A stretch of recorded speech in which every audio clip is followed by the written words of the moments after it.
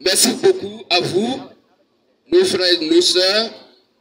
Voici quelques paroles d'exhortation qui viennent donc de passer tout à l'heure. S'il y a des frères et des sœurs qui ont des questions à poser, alors nous sommes là pour donc recueillir vos différentes questions et nous allons ouvrir la Sainte Bible afin qu'elle puisse vous répondre. Donc nous sommes là, s'il y a des frères et des sœurs qui ont des questions à poser sur ce que la Bible vient de dire tout à l'heure par l'évangélisation, par la prédication, les différentes prédications qui sont passées, alors vous pouvez venir pour pouvoir poser vos différentes questions. En attendant que vous venez vous inscrire auprès d'un frère ici, nous voulons encore une fois de plus vous donner nos différents contacts. Si vous avez des questions à poser, venez donner un micro à nos soeurs, elles vont poser des questions. Venez poser des questions. Venez poser des questions.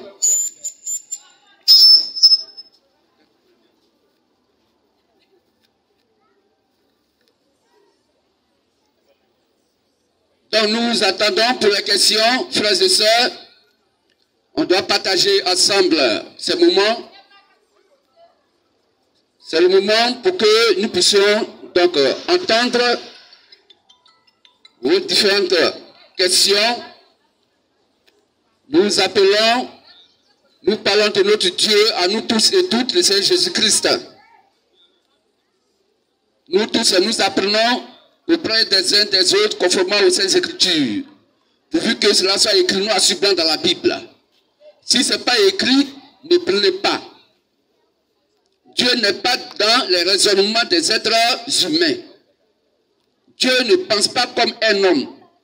Ce que dit Ésaïe 55, verset 7 ou verset 9. Car vos voix ne sont point mes voix et vos pensées ne sont pas mes pensées. C'est ce que disent les Saintes Écritures. Matthieu 16, 23 fait comprendre que l'être humain, quand il parle donc de Dieu, le Seigneur Jésus le Christ, si toutefois il ne s'appuie pas sur ce qui est écrit noir sur blanc, alors il est inspiré de Satan. Tout être humain, pensant être un envoyé de Dieu, pensant être un fils de Dieu, pensant être une fille de Dieu, si l'acte que celui qui est donc l'homme, qui a la possibilité de prêcher la parole de Dieu, ne dit pas les choses qui sont écrites noir sur blanc dans la Bible, alors il est inspiré de Satan. La Bible dit, ce n'est pas son corps physique qui est faux, mais c'est l'esprit en lui qui est faux, parce qu'il ne dit pas la vérité qui est donc les Saintes Écritures. La raison pour laquelle Jésus-Christ pourrait dire à Simon appelé Pierre, arrière de moi, Satan, car tu mets en scandale. Parce que tes pensées ne sont pas les pensées de Dieu, mais des pensées d'homme. Parce que tes pensées ne sont pas les pensées de Dieu, mais des pensées d'homme. Pour tout être humain qui ne dit pas dans l'adoration, ce qui est écrit noir sur blanc dans la Bible est inspiré par le diable. Alors nous sommes là pour vos questions, frères et sœurs. Ça fait aujourd'hui notre deuxième venue donc à ces lieux. Nous croyons que vous avez déjà la première fois entendu, certainement vous n'avez pas bien compris certaines choses. Ce soir encore nous sommes là. Trois prédicateurs viennent de passer tout à l'heure. Certainement vous n'avez pas bien saisi quelque chose. Alors le moment est là. Venez poser toutes vos questions. Et on va ouvrir la Bible. La Bible va vous répondre. Nous sommes le ministère de la voix de minuit, Matthieu 25 1 à 6. Nous ne sommes pas que de minuit de Kakou Philippe. Non. Nous sommes le ministère de la voix de minuit, Matthieu 25 1 à 6.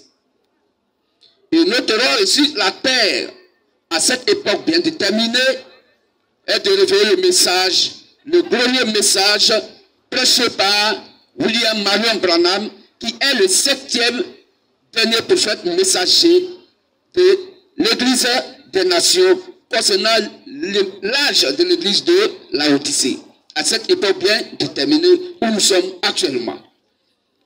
Et ce glorieux message que nos frères et sœurs de la lumière du soir, selon le ministère que Dieu, Jésus le Christ, a confié à nos frères bien-aimés, William Aaron Branham, sa place dans la Bible étant, Zacharie 14, verset 7, la Bible nous dit que nos frères et sœurs qui ont reçu ce message, le message, l'évangile a été endormi dans leur cœur quand Branham a quitté la terre physiquement et qu'il est parti. Il est né en 1909, il est mort en 1965. Alors, ce glorieux message est encore sur la terre, dans le cœur de nos frères et sœurs de la lumière du soir, que nous appelons la LDS, pour des lumières du soir. Ce message est endormi dans leur cœur.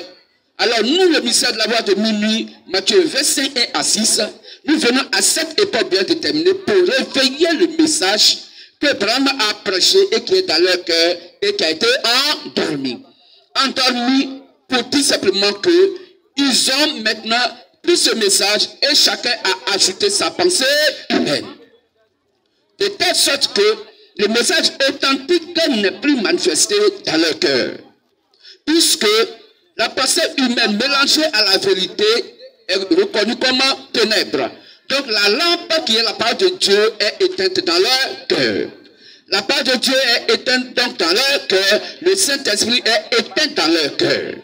Et nous, notre rôle, à ta mystère de la voix de minuit, Matthieu 25 à 6, nous venons pour réveiller le message pour que lampe rallume donc leur lampe. Elle doit rallumer leur lampe. Ce que dit les Saintes Écritures. Et la Bible dit, comme le plus tard a arrivé, leur lampe sera assoupie, elle sera endormie. Leur lampe fut éteinte. Mais au milieu de la nuit, on cria, voici le pou, allez à sa rencontre. Alors, quand la voix a crié, elles sont toutes réveillées et elles ont commencé à entretenir leur lampe. Celles qui étaient sages, les 5 sages avaient mis de l'huile, donc dans des vases. Et quand leur lampe était éteinte, elles ont pris l'huile qui était en réserve pour remplir donc leur lampe et rallumer leur lampe. Il y a une question? Ok, le frère peut venir, il va poser sa question et nous allons ouvrir la Bible. Nous sommes à la rubrique des questions. Il faut recenser son nom et puis son contact et sa question. Alors, frères et sœurs, vous pouvez venir pour poser vos différentes questions. Si jamais il y a un frère, une sœur, quelqu'un qui est malade, qui voudrait qu'on prie pour lui, on peut aussi le faire. Il n'y a rien à payer. La Bible dit que vous avez reçu gratuitement, donné gratuitement. Que se bénisse. Donc nous sommes à la fin des questions, questions-réponses. Il n'y a que la Bible seule qui va vous répondre. Et si la question qui est posée, nous n'avons pas la possibilité de réponse sur les Saintes Écritures, on va la notifier pour amener aussi à nos supérieurs. Puisque nous avons vos contacts, on vous ramènera la réponse après par vos contacts. Que se bénisse. Alors nous sommes à faire des questions, frères et sœurs. On parle du Seigneur Jésus-Christ, notre Dieu, notre Seigneur. C'est le moment que nous devons travailler aussi pour lui sur la terre. C'est le moment que nous devons glorifier notre Dieu, notre Père. C'est le moment. Le travail des hommes nous prend tout le temps dans la journée. Le travail nous prend tout le temps dans la journée. Ça, c'est pour le bien-être du corps physique. Mais le bien-être de notre âme et notre esprit, c'est de ça que nous parlons. Or, la chair ne sert de rien. Nous savons tous et toutes que le corps humain est fait pour tomber, mourir, pourrir. Mais c'est à cause de ça on va au travail. Pour avoir de l'argent, on va payer du riz, on va manger, on va se vêtir. Pourtant, nous tous, nous sommes conscients et conscients que celui pour qui on travaille, qui est le corps humain, demain on va mettre ça dans tombeau. Mais quelle est maintenant la position de ton âme et de ton esprit? Si le corps humain est tombé, si le corps humain a été enterré, mais ton âme là, où ça va? Au paradis ou à l'enfer? Oh, pour aller au paradis, il faut la parole de Dieu. C'est de ça qu'on parle actuellement. Pour réveiller la vie de notre âme, de par l'évangile qui est Dieu lui-même qui éclaire l'âme. C'est la part de Dieu qui éclaire l'âme, qui est la vie de l'âme. Si la part de Dieu n'est pas dans votre cœur, vous mourrez, vous partez à l'enfer. Tu vas avoir tous les biens terrestres, tu peux avoir toutes les voitures du monde, tu peux avoir toutes les maisons du monde, tout le bien-être dans le monde, mais si la part de Dieu n'est pas dans ton cœur, si ton âme n'est pas nourrie par l'évangile de Christ, mon frère, ma soeur, c'est une désolation. Est-ce que le frère est prêt pour la question?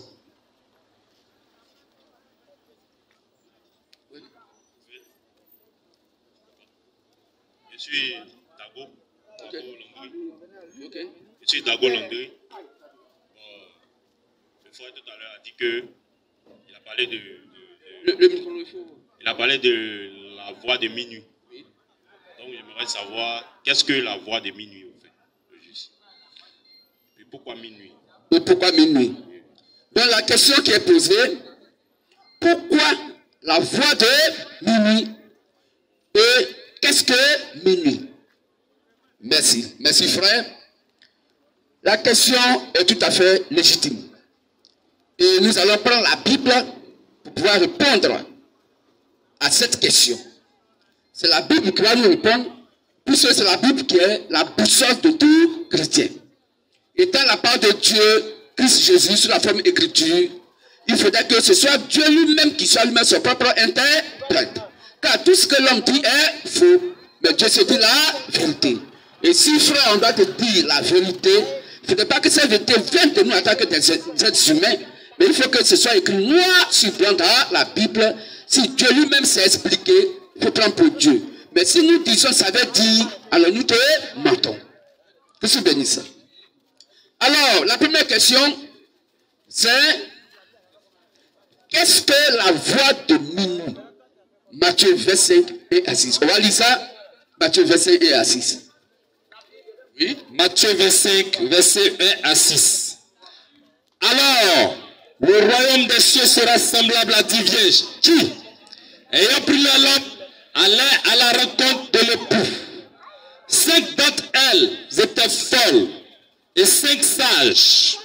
Les folles, en prenant leur lampe, ne prirent point d'huile avec elles. Mais les sages prirent avec leur lampe de l'huile dans des vases. Comme l'époux tardait, toutes s'assoupirent et s'endormirent. Au milieu de la nuit, on cria, voici l'époux, allez à sa rencontre. Amen. Amen. Donc la Bible nous dit ici, le royaume des cieux sera semblable à 10 vierges qui, ayant pris leur lampe, allaient à la rencontre de leur époux. 10 vierges qui allaient à la rencontre de leur époux. Donc un programme était déjà tracé par Dieu. Pour ce faire, connaître la voix de minuit, il faut d'abord savoir, mais qu'est-ce que Dieu appelle une vierge? Pourquoi il parle de 10 vierges, dans lesquelles il y a 5 sages et 5 folles? Quand nous prenons la Bible, elle nous fait comprendre que les 10 vierges attendaient leur époux. Qui est l'époux? Ésaïe 54, verset 5. La Bible va nous expliquer en détail pour que nous puissions mieux comprendre que tout ce que l'homme dit est faux, mais ce que Dieu dit qui est la vérité. C'est ce que la Bible dit qui est la vérité. On peut lire? Amen. Ésaïe 54, verset 5. Ésaïe 54, verset 5. Car ton créateur est ton époux. Car ton créateur est ton époux. Donc les 10 vierges qui doivent donc aller à la rencontre de l'époux s'appelle le créateur. Or, qui est le créateur? C'est le Seigneur Jésus-Christ. Je suis béni ça. Amen. On peut aller? Ok. Alors, pourquoi vierge? Paul pourrait dire, de par le Saint-Esprit, que je vous ai fiancé à Christ comme une vierge. Paul parlait à une assemblée d'église qui est acquise donc au Seigneur Jésus-Christ. Il dit, je vous ai donc fiancé à Christ comme une vierge. Donc la vierge, c'est quoi? C'est l'église. Que je bénisse. Amen. Donc les deux vierges étaient quoi? Une église. Et dans cette église, elle sera divisée en deux, où il y a 5 sages et 5 folles. Sages pourquoi? Parce que les sages avaient prévu de l'huile en réserve, et les folles parce qu'ils n'avaient pas prévu d'huile en réserve. Qu'est-ce que Dieu appelle l'huile?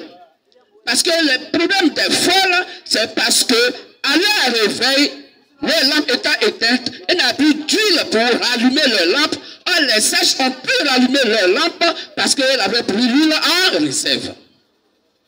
Quand nous prenons de Samuel, 1 Samuel 16, 13, on peut lire ça. 1 Samuel 16, 13. 1 Samuel 16, 13 dit, Samuel prit la corne d'huile, Samuel a pris la corne d'huile éloigné au milieu de ses frères. et il voyait David au milieu de ses frères. L'esprit de l'Éternel saisit David. Et l'esprit de l'Éternel donc saisit David. À partir de ce jour À partir de ce jour et dans la suite. et dans la suite. Amen. Donc, l'huile est le type, le symbole du Saint-Esprit. L'huile n'est pas le Saint-Esprit, mais l'huile est le symbole du Saint-Esprit. Car quand ça met pris de l'huile et il versa donc sur David, l'Esprit de Dieu est descendu sur David et resté avec David. Donc le Saint-Esprit vient sur l'huile. Est-ce qu'on comprend mieux? Amen. Donc les deux vierges avaient de l'huile au départ dans leur lampe, dans leur vase, dans leur lampe. Donc l'huile était le type du Saint-Esprit. Oh, Dieu est saint et Dieu est esprit. Jacques avait dit Dieu est esprit. Quand on parle de Lévitique, la Bible nous fait comprendre que Dieu est saint. Lévitique 11, à partir du verset 44-45, on peut lire ça. Et Jacques avait dit que Dieu est esprit. Donc Dieu est esprit, il est saint. Il est saint et esprit. Dieu est saint et Dieu est esprit. Donc Dieu est Saint-Esprit. Donc le Saint-Esprit c'est Dieu lui-même. Lévitique 11, verset 44 à 45. Car je suis l'Éternel, Je suis l'Éternel, votre Dieu. votre Dieu. Vous vous sanctifierez, Vous sanctifierez vous serez saints. et vous serez saints. Car je suis saint. Moi l'Éternel, je suis saint. Et vous ne vous rendrez point impurs, Oui, par tous ces reptiles qui rampent sur la terre. merci. Donc Dieu est quoi? Est saint. Jean 4, 24. Jean 4, 24. Oui, Dieu est esprit. Dieu est esprit.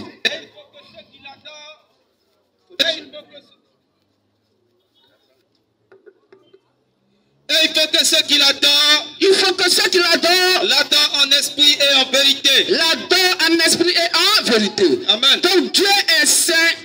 Lévitique 11, 44, 45.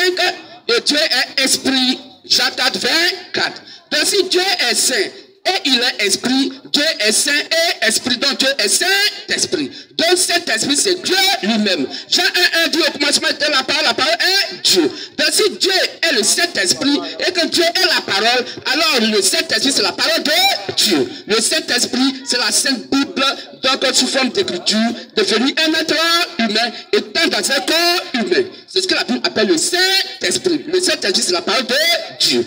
Jean 17, 17, la Bible dit, sanctifie-le par ta vérité, car ta parole qui est le Saint-Esprit est la vérité. Donc le Saint-Esprit s'appelle la vérité.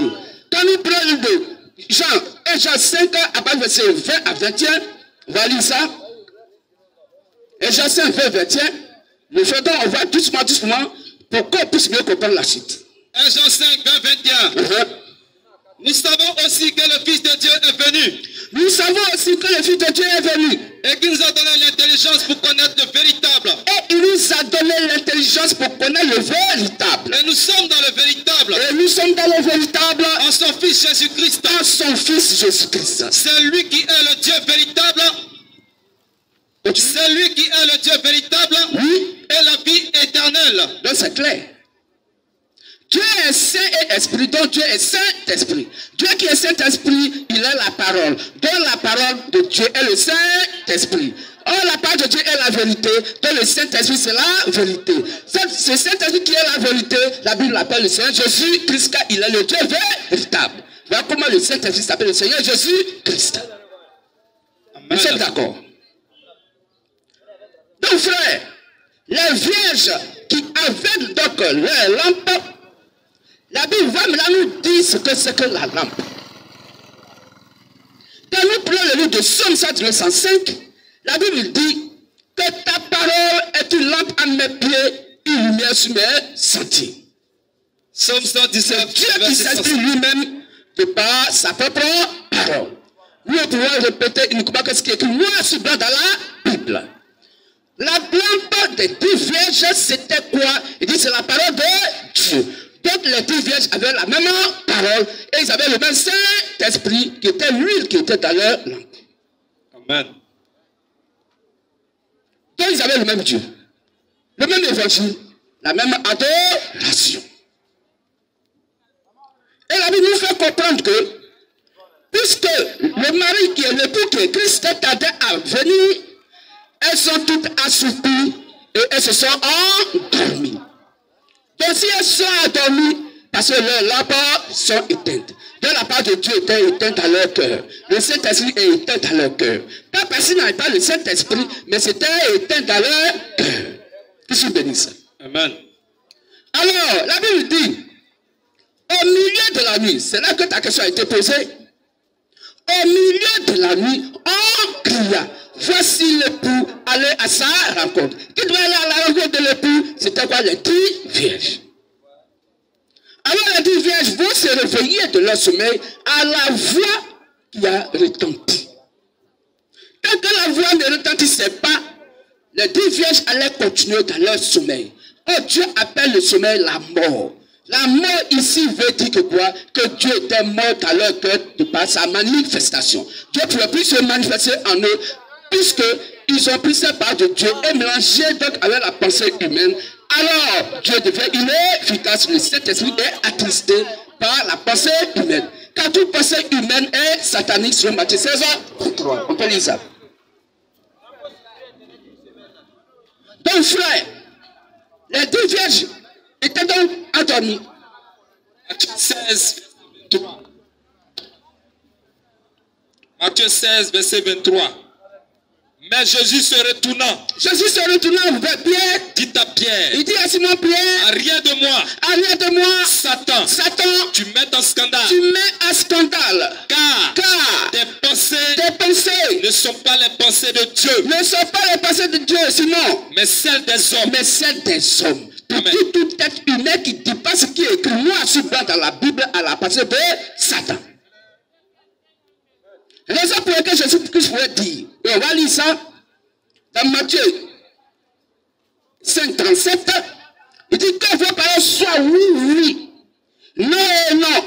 Car ce qu'on ajoute à part de Dieu vient du malin. Voilà comment le malin était donc manifesté dans les cœurs des 10 vierges, parce que la part de Dieu qui était leur lampe était éteinte, la part de Dieu était éteinte en eux à cause de la pensée humaine. Et on va vous expliquer comment nos frères de la LDS, de la lumière du soir, la lampe est aujourd'hui éteinte. Je donne un exemple. Il y a un Gédéon qui vient, lui-même, qui a été baptisé de par Agodio. Agodio lui-même, qui est baptisé dans le message de Branham. Aujourd'hui, je dois redire Branham. Voilà comment il dort. Le Saint-Esprit est éteint en nous. Est-ce que vous comprenez mieux? Quelqu'un, celui que tu appelles ton père dans la foi à Godio, qui est baptisé dans le message de Branham, toi tu dis que c'est lui qui est ton père spirituel, et comme Agodio n'est plus là, tu dis, tu ne connais pas Branham. Voilà pourquoi ils sont endormis. Comment ils sont endormis? Les frères de la LDS, de la lumière du soir, qui ont reçu le message de Branham, aujourd'hui, le message de Branham a été divisé en plusieurs cadences. Il y a des tonneristes. Il il y a d'autres branches. Les franquistes. Il y a d'autres branches. Plusieurs branches. Or, il n'y a qu'une seule vérité qui est la vérité absolue que Branham a prêché, qui est la part de Dieu, qui est la vérité sur Jean 17, 17. Mais quand la vérité a été divisée, elle n'a plus sa force. Parce que si un peuple est divisé, il ne peut subsister. C'est ce que Jésus-Christ a dit. Donc si la vérité est divisée, elle n'est plus la vérité. Elle devient des vérités. Or, des vérités ne vont pas au paradis. C'est quoi nous sommes la voix de Minuit, Matthieu, verset 6. On vient pour rassembler la vérité, pour faire tout ça. Une seule vérité que Branham avait prêchée. On vient réveiller donc les 10 vierges pour qu'elles puissent rallumer la part de Dieu dans leur cœur qui est la lampe. Raison pour laquelle nous sommes là à cette heure. Pour réveiller nos frères, sœurs, tous ceux qui ont accepté Jésus-Christ étant baptisés par le message de William Branham. Ils sont tous et toutes endormis. Et comme nous sommes là, qui est la voix qui crie au milieu de la nuit, que la Bible va t'expliquer tout à l'heure, alors nous venons pour leur dire que Branham n'a pas prêché comme ça. Chacun a réécrit des brochures à leur faveur. Aujourd'hui, ils disent que c'est les bandes qui sauvent. Aucune bande de Branham ne peut sauver quelqu'un. Non. Au lieu que le message soit sur tes bandes, Dieu dit qu'il faut que le message soit dans les cœurs.